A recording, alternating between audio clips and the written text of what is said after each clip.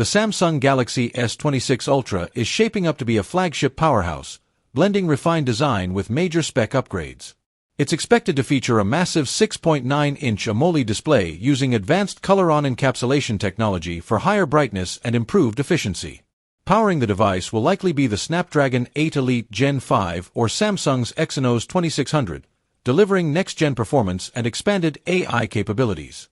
The camera system is rumored to include a 200MP main sensor, a 50MP ultra-wide lens, and upgraded telephoto modules with improved zoom quality.